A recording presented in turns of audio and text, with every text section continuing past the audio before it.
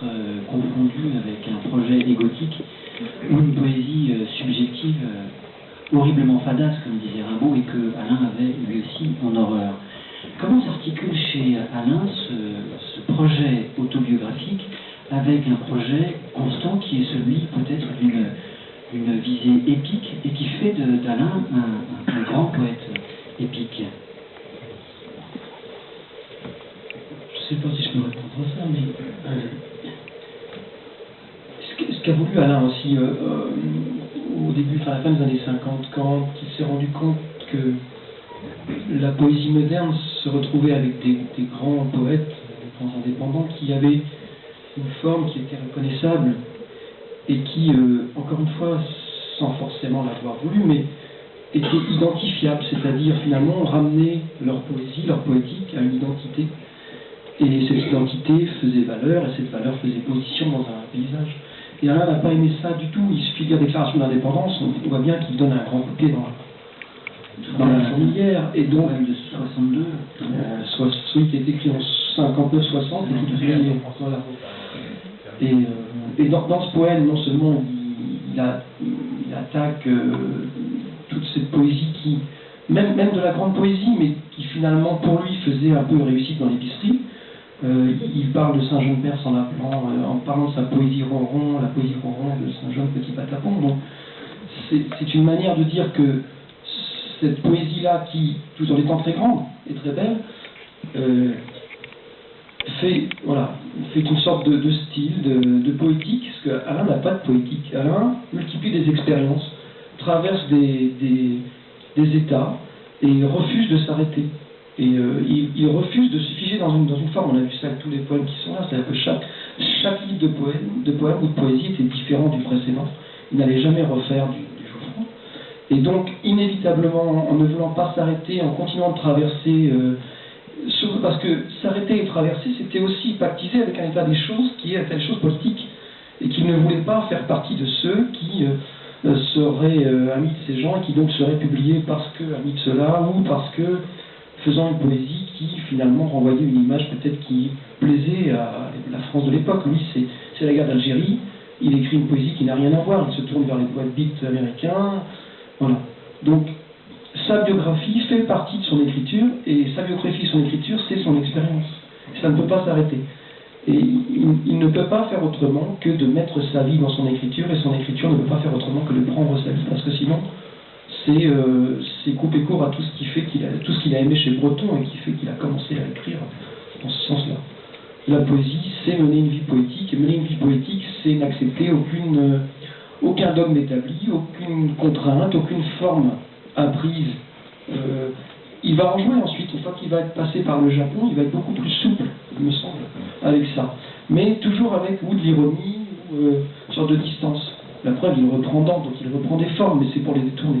Alors qu'avant le Japon, il veut tout fracasser. Donc il y a un poème des années 40 qui s'appelle La fracassante échappée, des choses comme ça. Donc c'est vraiment détruire la forme. Il a beau aimer Henri Pichette, il reproche à Henri Pichette de s'être endormi dans des formes attendues. Donc sa biographie fait partie de sa poésie c'est sa biographie traversée. Pour lui, il n'y a pas le choix. Je crois qu'une fois qu'il a commencé, il faut qu'il aille au bout. D'ailleurs, je ne vais pas être trop long, mais juste dire ça, quand on va à Beaubourg regarder la salle qui lui a été consacrée, il y a un petit bout de la collectionneuse de Romer qui tourne en boucle. Au début, je trouvais ça fatigant, parce qu'on entend vraiment 2 minutes 30 du film tout le temps. Et à force, je me suis rendu compte que c'est très bien choisi, parce que la seule chose qui se dit, c'est chacun doit aller au bout de soi. Et il explique ça. Les gens qui vont au bout d'eux-mêmes sont forcément encerclés, sont forcément nerveux, et tous les autres sont des Versaillais. Et donc lui, il ne voyait pas les choses autrement que d'aller au bout de soi. Et aller au bout de soi, ça ne permet pas d'établir ou de poser une forme. C'est pas possible. En fait, ce que tu viens de dire, c'est Alain était toujours en mouvement. Et étant toujours en mouvement, il essayait tout le temps d'aller là où il ne s'attendait pas. C'est-à-dire, c'est sans doute la chose la plus difficile à faire, et dans la vie, et en poésie, mais c'était son défi à lui. Et il a c'est bien réussi, il faut dire, avec ses différents livres qui, ne tourne pas le dos, ne se tourne pas le dos les uns les autres, il est quand même dans tous ses livres, mais il prend une distance à chaque fois, et cette distance lui est absolument nécessaire, c'est comme s'il reprenait souffle, comme quand on fait une course d'altitude ou une course dans un désert, on a besoin de temps en temps de reprendre souffle et de rebondir. Il le faisait de livre en livre. Il n'y a pas d'arrêt chez lui.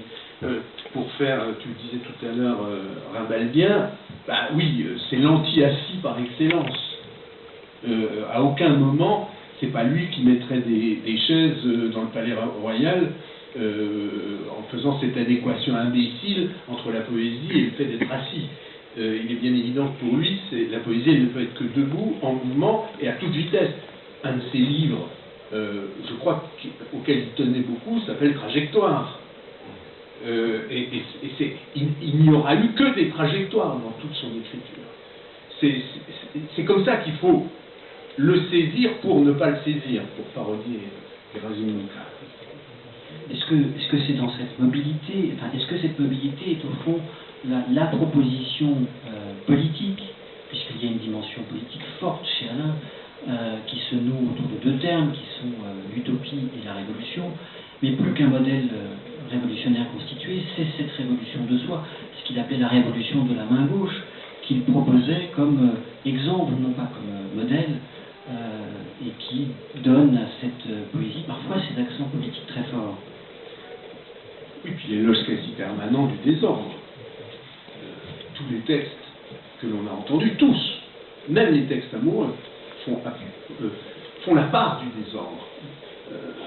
C'est évidemment, dans une pensée politique constituée, c'est véritablement l'élément perturbateur maximum, quoi. Et c'est assez étonnant de voir à quel point ça essaime dans tous les textes. Et là, ce thème-là, il transcende toutes les formes, ou plus exactement, il utilise toutes les formes. Il y a un côté chaos quand même dans tous ces textes. Il y a dans la deuxième série, le premier texte qu'a lu Jean-Luc, en l'écoutant, je me disais que si on le lisait lentement, proposition par proposition, je pense qu'à la fin on est à moitié fou. C'est une sorte de succession d'électrochocs et de manteaux qui mettent dans un état de fascination et en même temps de commotion. Et je pense qu'il aimait beaucoup ces états-là.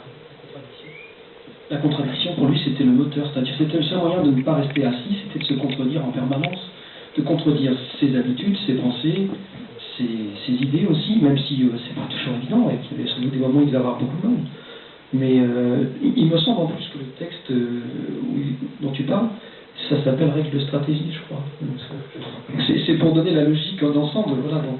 Ces règles de stratégie, c'était impossible, c'est-à-dire se contredire jusqu'à l'exaspération. Et le désordre est voulu, je pense. C'est voilà, il dit je crois qu'il a dû participer à Apostrophe en 78 pour la sortie du roman vécu. Je n'ai jamais vu l'émission là, sur l'INA. On peut voir les 7-8 premières minutes. Et il me dit que ça en fait. Il commence par dire que sa vie est un désordre qu'il a créé lui-même et qu'il ne voit pas pourquoi il faudrait y mettre de l'ordre. Et que puisque c'est dans le désordre et qu'il a créé comme ça, il ne voit pas pourquoi il devrait écrire autrement. Et que tout ça s'enchaîne dans le désordre. Et voilà. Et je trouve que c'est très, très cohérent, bizarrement. Ces contradictions sont c'est sa grande cohérence. C'est de ne jamais les fermer. Voilà, c'est-à-dire que s'il se posait dans une position en disant « je suis la contradiction », il n'y a plus de contradiction. Non, il les rouvre tout le temps. Et je pense surtout parce que la contradiction est le seul moyen de laisser le hasard et l'imprévu rentrer. C'est-à-dire de rejeter tout ce qui va organiser et gérer le temps. Le temps doit arriver comme quelque chose qui tombe du ciel, comme la foudre. L'impossible doit pouvoir survenir tout le temps, et pour que ça puisse survenir, il ne faut pas du tout fermer de porte. Et donc il faut que tout soit en désordre. Et Bataille disait que le désordre est le meilleur moyen de faire naître la poésie. Je pense qu'il était très cohérent là-dessus. Et en fait, ne jamais s'arrêter. Ne jamais s'arrêter. Et je trouve qu'il y a eu un moment absolument magnifique au Père Lachaise. Il ne s'était pas arrêté puisqu'il y avait encore un message à donner. J'ai trouvé ça tellement juste que post-mortem, il ne s'arrête pas. Oui, par le biais d'une lettre qu'il a adressé, que Fusako a lu à tous ceux qui étaient présents dans ce moment douloureux, dans lequel il avait même réussi à glisser de l'humour pour adoucir la peine des présents. Je reviens à cette question de la mobilité et de cette vitalité, de cet éloge du désordre. Est-ce que justement, en termes de reconnaissance, Alain n'a pas pâti d'avoir continué à tourmenter ses contemporains en leur jetant au visage leur propre reniement, leurs défaites acceptées, leurs abandons, quand lui maintenait cette utopie de la mobilité permanente? Évidemment, il n'y a pas d'autre explication. Imagine les critiques installées dans les différents journaux. Il l'a été aussi, hein, il a été critique à l'Express, etc. Mais d'abord, lui n'est jamais resté très longtemps dans une position stable. Et imagine la succession des livres. Il faut à chaque fois se remettre en cause en tant que lecteur et en tant que critique pour écrire sur ces livres. Il n'arrive déjà pas à écrire sur les livres des gens qui ne font pratiquement pas l'éloge du désordre dans l'écriture. Comment veux-tu qu'il s'intéresse à des successions de livres qui, sans se tourner le dos, en tout cas, partent vraiment très loin les uns des autres? C'est une sorte de... Dans la paresse générale de la critique, c'est évident que c'est comme une sorte de provocation. Il y a chez lui une sorte de provocation aussi dans ce... Il ne voulait pas susciter d'adhésion. Donc, évidemment, de ce point de vue-là, on peut dire qu'il n'a pas été déçu.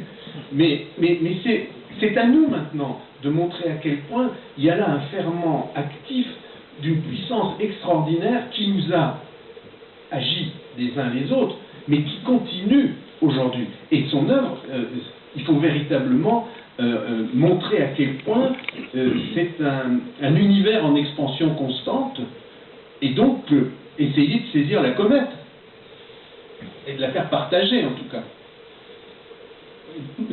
Par rapport à la reconnaissance, d'autant plus qu'il ne s'est pas privé d'attaquer les critiques qui faisaient un travail qu'il jugeait indigne. Ah oui, enfin, indigne, oui. Enfin, je veux dire, il y a plusieurs endroits, voilà.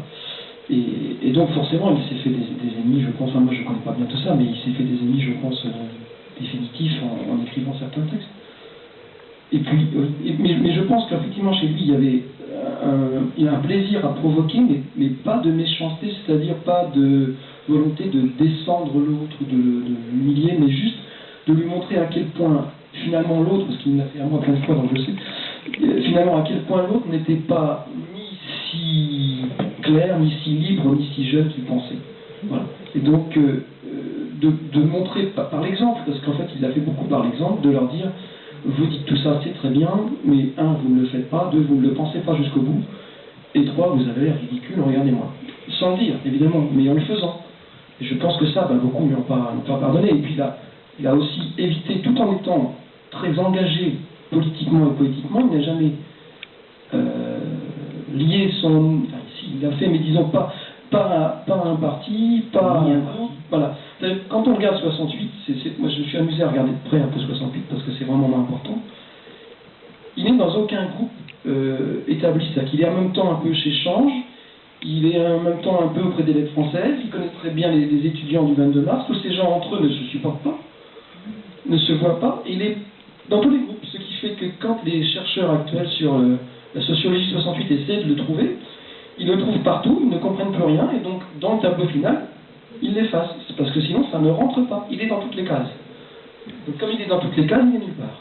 C'est vraiment très très net, c'est impressionnant, ou alors on le confond. Il y a une photo de la manifestation de fin 29 mai 68 où on nomme toute la série des intellectuels et il se transforme en Jean Star.